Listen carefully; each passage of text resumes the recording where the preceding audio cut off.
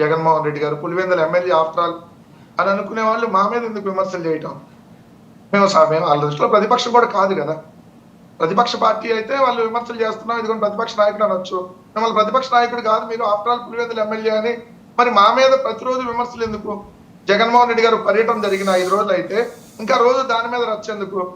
ఇది ఒక పాయింట్. 2, మీరు ఇందాక క్లియర్ గా ఒక ముఖ్యమంత్రి హోదాలో రిషికొండకు సంబంధించి మాట్లాడినప్పుడు చంద్రబాబు నాయుడు గారు, రిషికొండకు మీరు డబ్బులు వృధా చేశారు, సో మేము యోగాంధ్ర పేరుతో ఖర్చు పెడితే తప్పేంటి అని ముఖ్యమంత్రి గారు మాట్లాడుతుంటే నేను క్లియర్ గా అడుగుతున్నా, 300 కోట్లు కాదండి ఇంకా ఎక్కువ ఖర్చు చేశారంటున్నా.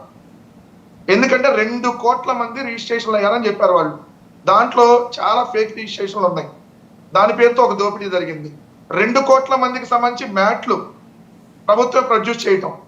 అదేవిధంగా 2 కోట్ల మందిలో వాళ్ళందరికీ అక్కడ ఏదైతే వాళ్ళకి సంబంధించినటువంటి వచ్చినాక స్నాక్స్, వాళ్ళకి వాటర్ బాటిల్స్, వాళ్ళకి పొద్దున బిస్కెట్